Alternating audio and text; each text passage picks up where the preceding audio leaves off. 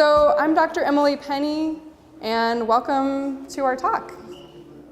So if you've been confused trying to find foods you can eat without terrible gas, bloating, constipation, diarrhea, or other symptoms, or maybe you're just worried that you might have a problem with gluten or dairy or another common food, but you're just not sure. So this talk is for you. As Heather mentioned, I received my degree from Bastyr University, which is a naturopathic medical school in Seattle, Washington, in 2006. I also have some additional training in homeopathy and in NAT, which is an allergy desensitization treatment.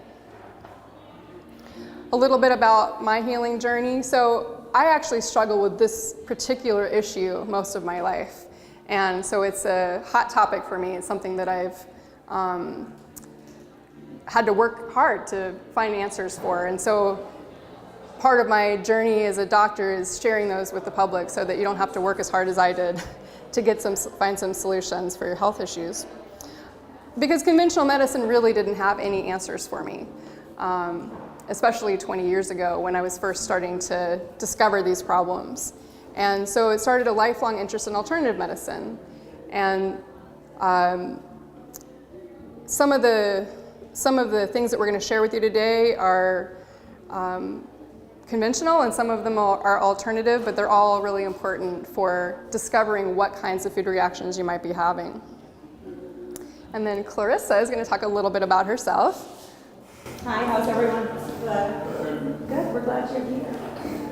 So, wow, this journey's been ever-changing and ever-growing for me as well. I initially started at the Institute for Integrative Nutrition in New York City and studied with just amazing teachers and practitioners and healers. Dr. Andrew Wall, Deepak Chopra, Joel Fuhrman, just the list is so long and great. I feel really honored to have studied there. And then I've done extensive training with the Institute of Functional Medicine Health Coaching. And the true passion and love in my life is with Dr. Robert Morse, who's located in Florida. He's a naturopathic physician and a healer. He's been doing this work 50 years. And so I'm trained through his International School of Detoxification, and I love that work. It's really powerful, transformative work. My journey really started as a young kid, growing up with my parents. My mom had a ton, Emily and I were talking about this recently, of really serious allergies. So we could never eat out, basically. And if we did, it had to be in a place where we knew where the food was, who was making it, and we could speak to the chef or speak to the owners. I grew up in New York City, so there's not a lot of junk food, but it's all ethnic, great, healthy, delicious food. And you have that opportunity to speak to whomever is making your food, which I think is really important, that you know where your food comes from and that you know who's making it. And my father is a Western physician, critical care pulmonologist, and that's what brought us to Durham. So I grew up as a young kid being schlepped with him to medical school classes at Mount Sinai and just getting all of that information as a very young child. And I always had been called to more of an alternative field, line of work, and that's where my heart was. And so that's where my path has led me. And I love making it easy for people to eat delicious, wholesome, fulfilling, energy-lifting food, and that's why Emily and I work really well together. You can go to her and find out, okay, what exactly is going on through some systematic testing, which I think is really important because each of you are bio-individual. No one in this room is the same, and you all might require something different, and what might work for you might make you really sick and vice versa. So having someone like Emily as your advocate is really important in having you navigate your way through figuring out what that is. And then I help you implement. Okay, how do I now make all this information I know work in my life? And that's what I really love to do. We're glad you're here. We hope you enjoy your talk. Yes, I'm so excited to be working with Clarissa because it really is important to not just have the information, but know how to implement it. And that's why we're such a great team. All right, so a little overview of what we're going to talk about today. First, we'll talk about the hidden signs of food reactions to look for, then some proven diagnostic tools for identifying food allergies, sensitivities, and intolerances, and we'll talk a little bit about the differences between those things, what to do once you're diagnosed, and how to take it further. So we only have a limited amount of time today, so we will mention how to take it further after the talk. So if you struggle to find food that doesn't upset your stomach, if you feel awkward at social events because of what you can't eat, or you just don't go at all because you don't want to have to try and explain yourself to people or worry about fear of discomfort, maybe you have heartburn or reflux, even if you just eat just a little bit too much of something, of the wrong thing. Maybe you feel fatigued after meals or spaced out throughout the day, chronic nasal congestion year-round, or maybe you feel like you always are fighting a cold. You might have food reactions. Yeah, it's a really sad plate, yes. It doesn't look too good for some reason. It's not very vibrant, is it? No. Is that a good breakfast, sir? No. So why do so many people have this problem? There was one study where 27% of women and 14% of men, probably because the men are maybe underreporting, possibly, reported symptoms related to food reactions. So, a third of the population, basically. However, conventional medicine just doesn't appropriately recognize or treat most food reactions. And the main problem with this is because most food reactions are actually delayed. And so, everybody's heard of a peanut allergy where, oh my gosh, you can't serve peanuts on the airplane because there's a peanut allergy, and, if you wave it in the air, then they might go into anaphylactic shock. So that's pretty serious, it's pretty immediate. So we're all sort of familiar with that type of reaction. But what we're going to talk about a little bit more today is the delayed type of reaction, which is harder to pin down. And, it's something that could happen immediately after eating or as much as 2 days after eating. And so you can see why it might be a little hard to associate the symptom with the food itself. So misdiagnosis is a problem. The different reactions require different kinds of testing. And these types of reactions are often misdiagnosed as a particular disease. So if somebody has an allergy, say, to sugar and coffee and maybe a couple other things, they might get diagnosed with GERD or reflux, gastric esophageal reflux disease, or IBS, irritable bowel syndrome. And what's actually going on is that they just have some food reactions that need to be addressed and identified. There's a lot of other diseases that come up under that, and we'll go over those in a minute. But the way that these are typically treated is with suppressive medications. And so, sure, you might feel better in the immediate present, but the problem with using suppressive medications for food reactions is it never addresses the underlying problem. The medications themselves tend to have a lot of side effects, especially over time. And the inflammation that's generated from having untreated food reactions tends to create more and more and more down the line. You may have heard of a term called leaky gut. We're not going to get into that too much today, but that's essentially what leaky gut is the inflammation from a few leading to more, etc. And antibiotics, in particular, chronic use of antibiotics, tend to set people up for this problem. Oh, you're fine. Yeah, come on in. So, what I just said.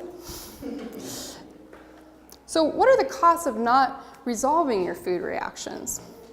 Well, one of them, might be missed work. That'd be great. Yeah.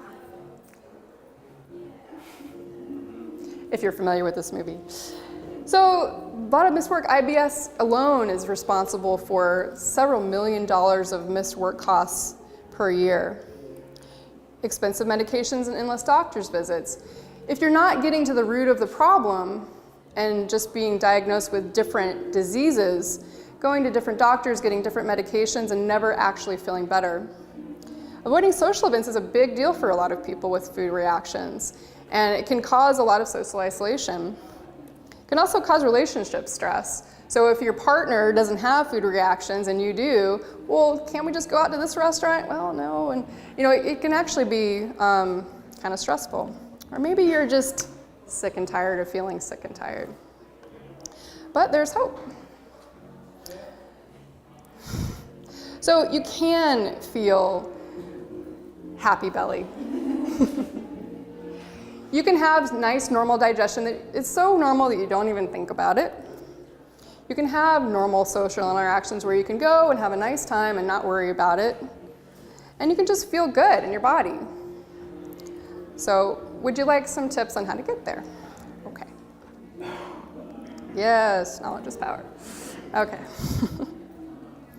So, these are some typical symptoms of food allergies. So, remember I mentioned that there's different types of food reactions. So, food allergies are what are called type 1. And anybody remember biology, antibodies? Anybody remember that term? So antibodies are what your immune system makes when it is trying to remember a bad thing so that it can attack it the next time. So when you're getting vaccines, it's so that your body makes antibodies to that disease so that it can attack it more efficiently when you are exposed to it in the future.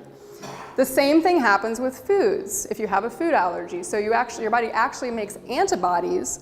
So say if you have a peanut allergy, you have antibodies to peanuts so that the next time you're exposed to it, your immune system goes into full attack mode. And that's where all those symptoms come from, is from the immune system going into attack mode. So these are other symptoms that can be associated with that type 1 type of reaction. So rash or hives, penicillin is a classic hive reaction, a classic type 1 hive reaction. Nausea, stomach pain, etc. Shortness of breath or swelling of airways to the lungs, that's where we get into the anaphylactic type reactions, which are life-threatening, right? So if you have those kind of reactions, you probably carry an EpiPen with you so that you don't die on the way to the hospital, right? So that's generally what the conventional medical doctor will recognize in terms of allergies. However, there's hidden signs that we don't pay as much of attention to that are actually more common. So these are the top 13 symptoms of food intolerance. And food intolerance is the type 2. It has multiple names. It can be called intolerance, sensitivity. Sometimes people use the misnomer allergy. They're kind of interchangeable. But these are very common symptoms. There are a lot of others, but these are the most common ones. So anybody had any symptoms like this from foods? Yeah, okay. All right. Sometimes they can be very vague. Fatigue, there's if you look up fatigue on WebMD, you get a list of, so fatigue is a vague symptom, but it's very common to feel fatigue and poor focus from this. So medical conditions associated. So remember when I was talking about how things can be kind of misdiagnosed. It's not necessarily misdiagnosis. They can be occurring simultaneously. But what happens if you get diagnosed, say, with eczema? Children often are diagnosed with eczema. Maybe they also have ear infections and asthma. Those kind of things often go together. So what really they have going on is a dairy allergy. It's very common. And if you just take that food away, then all of those diseases go away. So that's true of many of these, and why it's so important to look at the foods. So how do we diagnose food intolerances? So have any of you ever had skin prick testing for allergies? Yeah, okay, yeah. So that's the best way of diagnosing environmental allergies. So cat, dog, pollen, things like that. It does not work well for food allergies, and it doesn't work at all for food intolerances. But typically, that's the only kind of testing that's done. Sometimes the conventional medical practitioners will run what's called a IgE, when that's back to the antibody. So IgE is the antibody for allergies. And sometimes they will run a blood test for allergies for foods, and that's fine. But if they don't also run IgG and A, they're going to miss the food intolerances. Does that make sense? Okay. So the first one, the elimination challenge diet. Has anybody ever done that besides us? Okay. So basically how that works is you remove common allergens out of the diet, see if you feel better, and then add foods back in one at a time to see which food it was that actually was causing a problem. And that is considered, it's still considered the gold standard for testing, but in the practical aspect of it, it can be kind of hard to implement. And we're actually going to talk about a modified way to do that that involves the blood testing that can be a little more targeted way of doing a classic elimination and challenge diet. And then neuromuscular sensitivity testing is the third way. Has anybody ever heard of neuromuscular sensitivity testing, or maybe kinesiology? You heard of that? Yeah, okay. So let me show you this first, and then I'll demonstrate neuromuscular sensitivity testing. So this is an example of a food panel. Can you see this? So this person, this poor person, has a lot of food sensitivities. So basically, all dairy, very bad with eggs, grapefruit, lemon. So anything that's, this or more is considered severe enough that you would want to take those foods out of the diet. This is part of a 96 food panel test that's done. This is just the first page. But just to give you an idea of kind of what that looks like and what the kind of things are tested for. So That's the blood test? that's the blood test. Yeah, so that's the IgG and IgA antibody testing. And can kids get this? Yep. Yeah. There's, as long as they're willing to have their finger pricked, they can get it.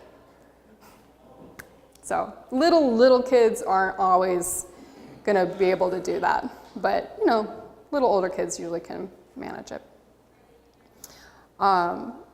So back to this. So would anybody like to volunteer to be tested for something using neuromuscular sensitivity testing? Come on up. Yeah. Is there anything in particular that we can grab right now that you'd like us to test you for? I guess like coffee, caffeine, and So if there's something that we have that we can grab, we'll grab it. Actually, we could I have a kit that has those things in it. We could do that. Where is it? In my shelf downstairs, there's the NAT kits. They're red, and it's the one on the top, the one that's the most used. Yeah. So we'll go back to that. Yeah. So caffeine is what you said? yeah. Okay. And I guess you try a couple like. Well, we'll check in for a couple different things. Yeah. All right. So, well, while we're waiting for that, does anybody have any questions so far? Okay. Is there anything about, when think about my daughter, she's young, is there a time when kids are too young or they're still growing, their intestines are being developed and all this other stuff, so it's not a good time to test them because they can grow out of it? The growing out of it. Typically when the phrase, they'll just grow out of it is used, what happens is that the eczema, which is, they grow out of eczema or they grow out of asthma, it just moves into another body system. Gotcha. And so food intolerances is not something that people typically grow out of. They just become so, it's kind of like, an analogy would be somebody who never drinks versus somebody who drinks alcohol every day. The person who never drinks, they have 1 glass of wine and woo. Right. The person who drinks every day, they can have 3 and they're fine. So that developing of sort of tolerance to a symptom is such that, their body might not be operating optimally. They might have a little eczema here and a little asthma occasionally and that kind of thing. But if we take the food out and then add it back in, doing an elimination challenge diet, so we lower that tolerance down, just like if you stop drinking for a while, the tolerance to alcohol goes down, and then you add the food back in, you get a dramatic symptom. And that's why the elimination challenge diet is very useful, because it develops, you develop a sensitivity that you didn't have. Well, that's the wrong way of putting it. Your tolerance goes down, you add it back in, and then it's clear, oh, that food was a problem. I was just so covered up with all of the different symptoms that I had that I couldn't even tell. Does that make sense? Well, then you start just feeling better. And And all of a sudden you're like, oh, I ate that and I feel Thank you. And yeah, you start just sort of feeling better in general, and then you realize, oh, wow, I didn't realize how sick I was. So, long-winded answer to your question, but basically, no, I don't personally think that people grow out of food sensitivities. They just morph into a different body system and affect this and then affect that. Yeah. The only way to really grow out of a food sensitivity is to stop eating it completely for a couple of years, and then the reaction tends to be less. I mean, that's one. But I think that's really important information because Yeah. you'll go places and they'll say just stop eating it for 6 months, and then you'll be okay, and that's just not going to work. No. And so then people Yeah. on this roller coaster. Yeah. Welcome. So, come on up. We'll check you for this.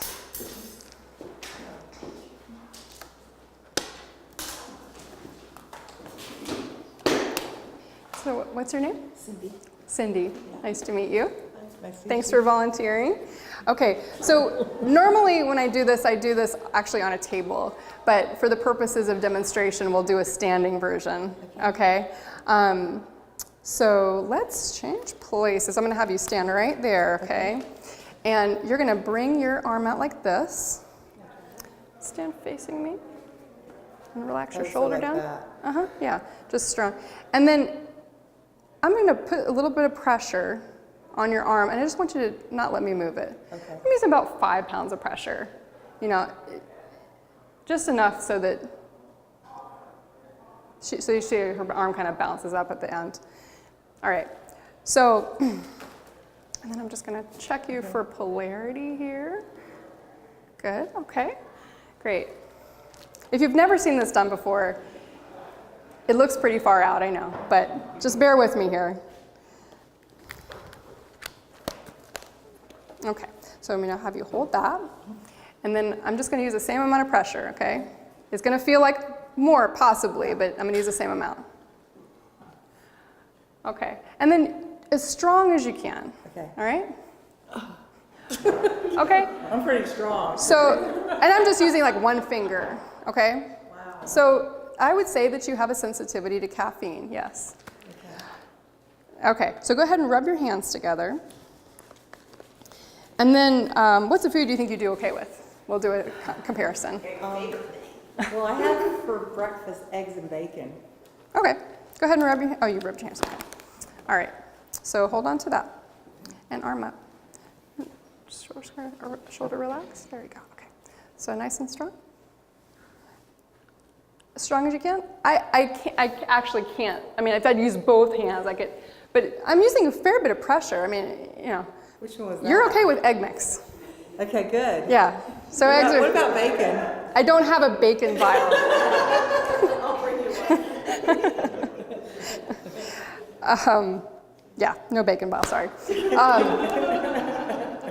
All right, so you're welcome. Yeah. Would anybody else like to play this game? Curious? Come on up. Yeah.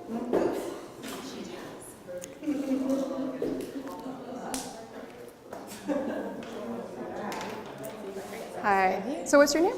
Sylvia. Nice to meet you, Sylvia. Good to meet you. Thanks for volunteering. Yes. So how exactly does it work? Well, that's an excellent question. Sometimes it's easier to demonstrate it and then explain it. So basically, the way that this works is we're tapping into the body's acupuncture meridians. And if we put a substance in your energy field that your body has a reaction to, it causes a temporary muscle weakness. And so, I mean, that's pretty much it. It causes a temporary muscle weakness. If she kept holding onto that thing, eventually that temporary muscle weakness would shift and we wouldn't be able to see that same reaction. But this is a very useful technique because it taps into things that these other tests can't pick up. So not everybody has IgA and IgG reactions, and so sometimes this test will have what's called false negatives. So you guys know what that term means? So it says you're okay with it, but you're not. And that's a problem. So the reason why we talk about 3 different types of testing is because it's really important to cover your bases in these different ways. And so you can pick up different things with different tests. We've got our standard blood test, we have the allergy elimination challenge diet, and then we have this also. So it's nice to use at least 2 of those out of 3. Yes. So this is tapping into basically energy per se. It's nothing that they're absorbing by holding it. It's literally an energy meridian type of. It is. Exactly. Yeah. Yeah. We could do it by putting it in your mouth, but then you'd have to go get up and rinse your mouth out. And this is a quicker way of doing it. This works equally well with the actual thing or the vials. Either way, the vials are just convenient because they're nice and neat and tidy and labeled. So, no bacon though, but yeah. All right, so what would you like to test today? Cheese. Okay, so I think I have cheese mix in here. Let's see, whoops. That is in. Thanks for bringing all of them, because it's actually a different kit. Yeah. Yes.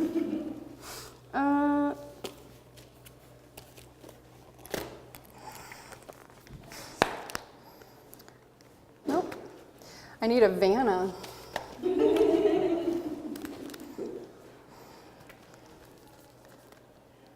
it is.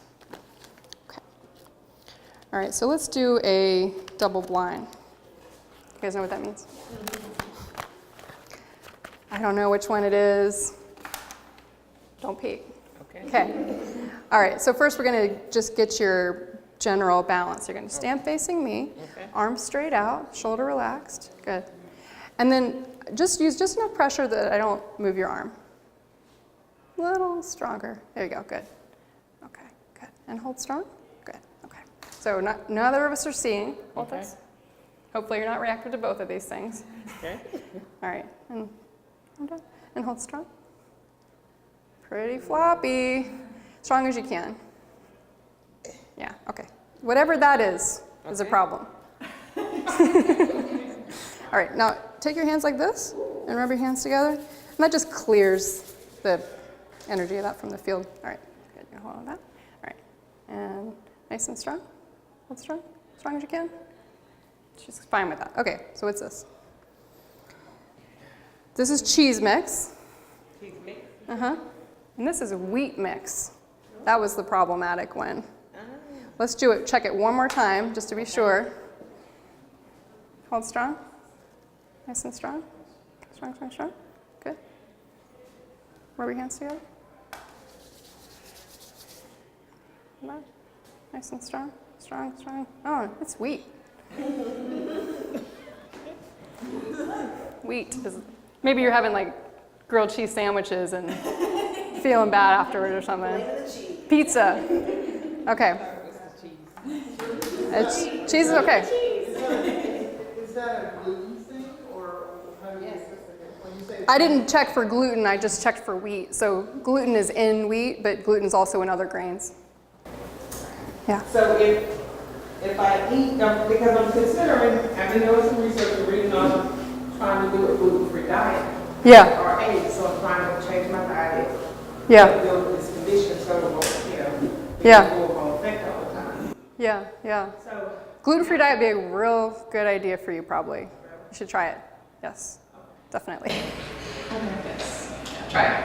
Do it strictly. so gluten, and eliminating gluten would eliminate the wheat, or Correct. the wheat would eliminate gluten, or gluten. I can check you for gluten. Do you want to check gluten? Might as well be here.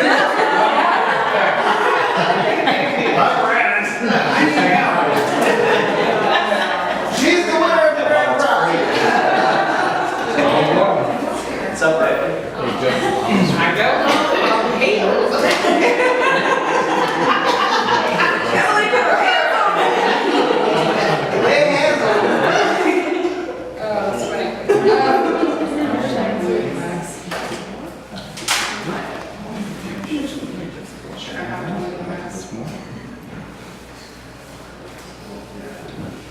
I do have pork mix.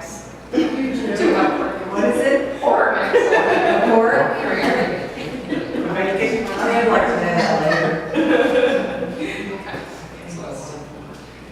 I mean, you know, you're going to be, you're gonna probably be reactive to this since you're reactive to wheat, but just, let's just see.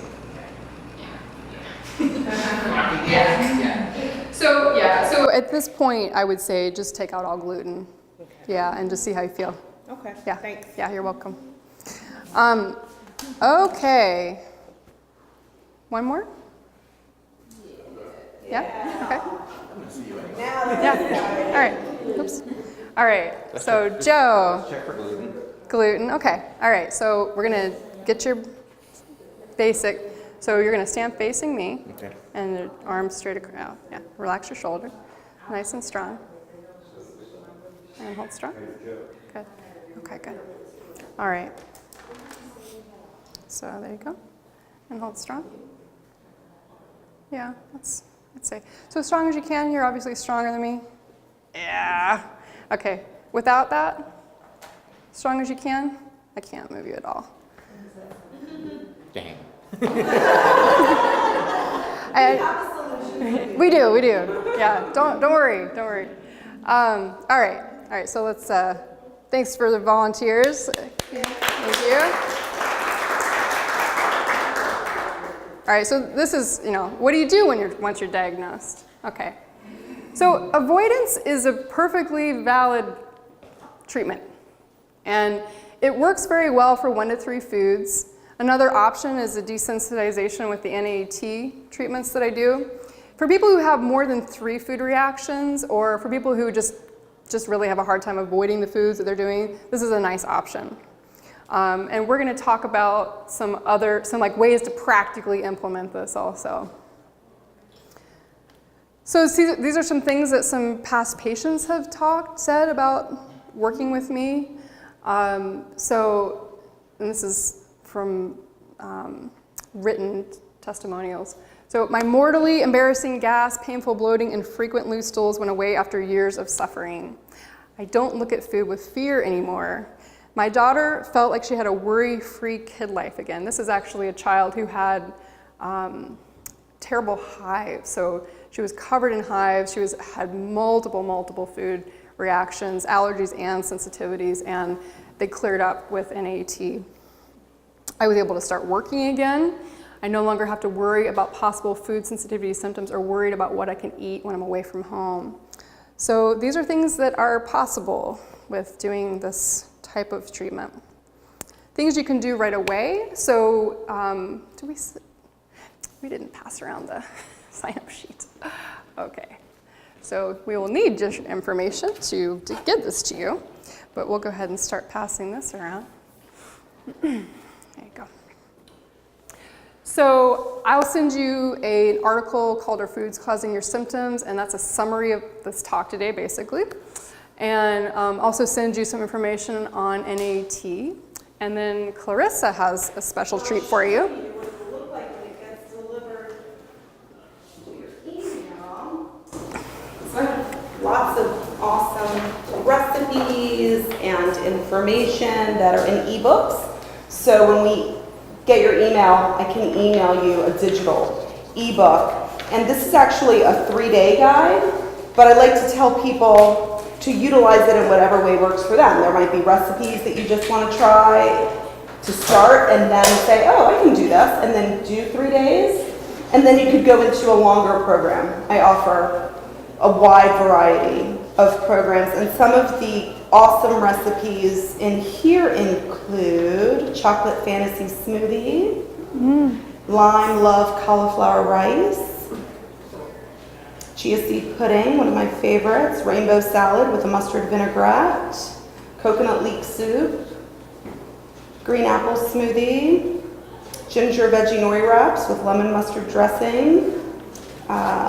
There's also a couple of different soups in here, and then it just gives you information on how do you get prepared, mindset, beating cravings, tips on what to look for in food that has other words that they're trying to hide sugar. So there's 60 different names for sugar. And so it gives you that cheat sheet so you can kind of really tell. And just great information. So we'll send that to you if your name is on there, and you'll get a downloadable form of this. Okay. So remember when I talked about at the beginning of the talk how you can take it further. So we're gonna now share a little bit about how you can do that. So one simple thing you can do is sign up for a free 15-minute consult with either myself or Clarissa or both. You can do both if you like. I have sign-up sheets for slots today on the outside of my door downstairs, and my office is in the far caddy corner from here downstairs. We also have forms that you can fill out that are on the back table here, and they're also at the front desk downstairs, where request forms you can fill out for us to call and schedule you if there's a slot that doesn't, if the slots don't work for you today. And you can also sign up for our upcoming workshop. So our upcoming workshop is What Can I Eat? Top 3 Ways to Figure Out Your Food Reactions, where we'll talk about how to actually practically implement what we talked about today on those 3 diagnostic tools. So part 1 is on Saturday, November 5th from 10 to 12, that's here.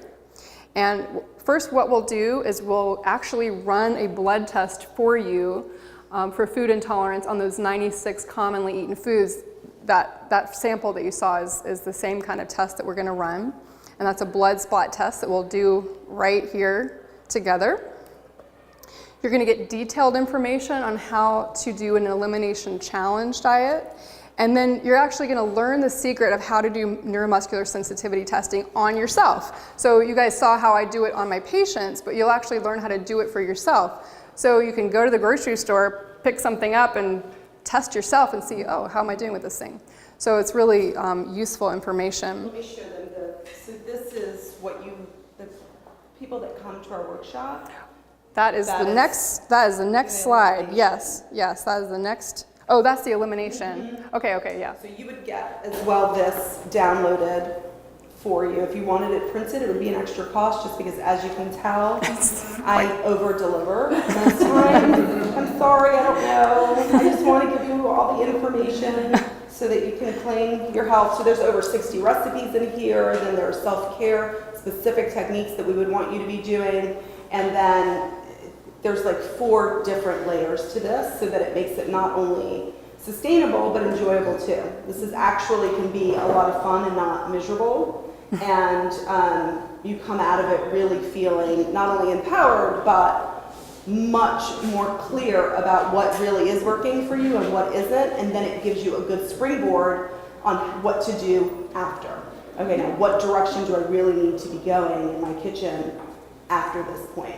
So it's really valuable information for you, and then you have it for forever, and then you can share it. Yeah. Now you can see why, if you saw my elimination challenge handout versus this, you would see why I need Clarissa very badly. Because mine is like this thick, and people walk away going, huh? So yes, good stuff, very helpful. Oh, have fun. So the part 2 will be 2 weeks later. We'll get your blood test results back, and then we can actually go through them. So November 19th from 10 to 12, we'll review the results of the blood test with you, and then you're going to get a personalized guide for a modified elimination diet based on the results of your blood test. So instead of having to take, woo. There's more. I'm sorry, I couldn't help myself. I was like, ooh, animation, okay. So any questions? Yes? Do we get free steak knives too? Touche. All right, any other questions? Okay, well, thanks for coming out. If you'd like to speak with me privately, please do go ahead and sign up downstairs for a free 15-minute consult, or sign up for a call and get one for later. Yes, and thanks for coming.